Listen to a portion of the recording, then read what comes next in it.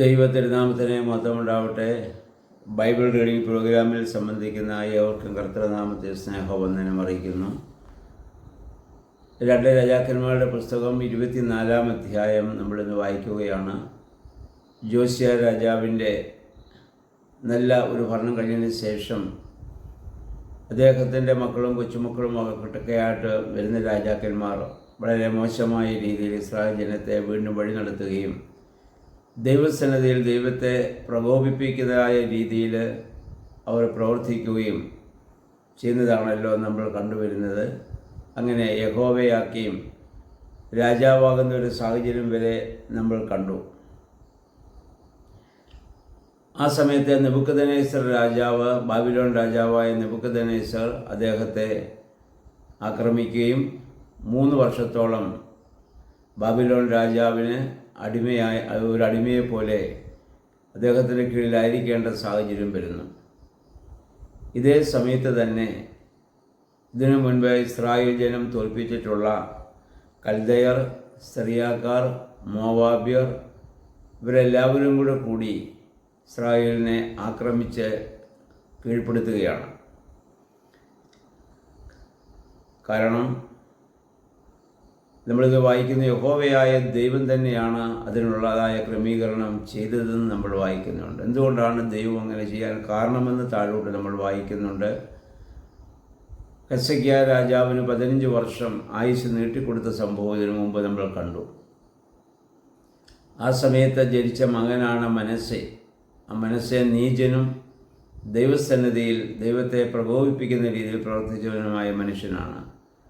അദ്ദേഹം അനേകം നിഷ്കളങ്ക രക്തം ഇസ്രായേലിൽ ഒഴുക്കി. അന്ന് യെശയ്യാ പ്രവാചകൻ പറഞ്ഞു, ഇതിൻ്റെ ശിക്ഷ അനുഭവിക്കും.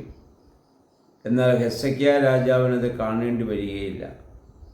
എന്നാൽ അദ്ദേഹത്തിൻ്റെ തലമുറകളുടെ സ്ഥാനത്ത് അവരുടെ കാലം വന്നപ്പോൾ അവർക്ക് ആ വലിയ നാശം സംഭവിക്കുന്നതായി ഇവിടെ കാണുകയാണ്. കാരണം ദൈവം നിഷ്കളങ്ക രക്തം വീഴുന്നത് ദൈവം ഒരിക്കലും സഹിക്കുകയില്ല. പുതിയ നിയമത്തിൽ നമ്മളും ഇത് മനസ്സിലാക്കേണ്ടതാണ്. രക്തം വീഴുക എന്ന് പറഞ്ഞാൽ ഒരാളെ നമ്മൾ വധിക്കണമെന്നില്ല. മറ്റൊരാളെക്കുറിച്ച് നമ്മൾ അപമാനം പറയുമ്പോൾ, ഇല്ലാത്ത നമ്മൾ പറയുമ്പോൾ, നിഷ്കളങ്കരായവരെ നമ്മൾ വേദനിപ്പിക്കുമ്പോൾ ആ നിഷ്കളങ്ക രക്തം നമ്മൾ ഭൂമിയിൽ വീഴ്ത്തുന്നതിന് തുല്യമാണ്. അത് ഇന്നല്ലെങ്കിൽ നാളെ നമ്മളോ നമ്മുടെ തലമുറകളോ ആ വലിയ ശിക്ഷ അനുഭവിക്കേണ്ടി വരുമെന്ന സത്യം ഇതിൽ നിന്ന് നമ്മൾ മനസ്സിലാക്കേണ്ടതാണ്. അതിനുശേഷം അദ്ദേഹത്തെ ഈ നെബൂഖദ്നേസർ രാജാവ് അദ്ദേഹത്തെ ഭരിക്കുന്നു. അതിനുശേഷം അദ്ദേഹത്തിൻ്റെ മരണം, ഈ യഹോവയാക്കീമിൻ്റെ മരണം സംഭവിക്കുന്നു. അദ്ദേഹത്തിൻ്റെ മകൻ യഹോവ യാക്കീൻ, ഇപ്പോൾ ഉണ്ടായിരുന്ന അപ്പൻ്റെ പേര് യാക്കീം, മറ്റേ യാക്കീൻ, അദ്ദേഹം ഭരണം ആരംഭിക്കുന്നു. അദ്ദേഹവും അപ്പനെ പോലെ തന്നെ അപ്രകാരം നീചമായ പ്രവർത്തികൾ ചെയ്ത് ദൈവത്തെ ഇവിടെ പ്രകോപിപ്പിക്കുന്നതായി നമ്മൾ അവിടെ കാണുന്നുണ്ട്. അപ്പോൾ നെബൂഖദ്നേസർ രാജാവ് വീണ്ടും അദ്ദേഹത്തെ ആക്രമിക്കുകയും അദ്ദേഹത്തിൻ്റെ മാതാവ്, ഭൃത്യന്മാർ, രാജസേവകന്മാർ അവരെയൊക്കെ അടിമകളാക്കി കൊണ്ടുപോകുന്ന ഒരു സാഹചര്യം വീണ്ടും ഇവിടെ ഉണ്ടാകുന്നതായി നമ്മൾ ഇവിടെ വായിക്കുന്നുണ്ട്. അതിനുശേഷം നെബൂഖദ്നേസർ രാജാവ്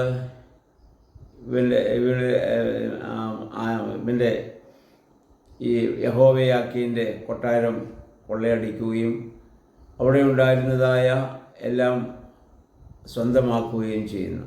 അതുപോലെ തന്നെ ശലോമോൻ്റെ കാലത്ത് പണിതതായ യെരൂശലേം ദേവാലയത്തിലെ സ്വർണ്ണപ്പാളികൾ കഷ്ണങ്ങളാക്കി അദ്ദേഹം മാറ്റിക്കൊണ്ടുപോകുന്നത് നമ്മളിവിടെ കാണുന്നുണ്ട്.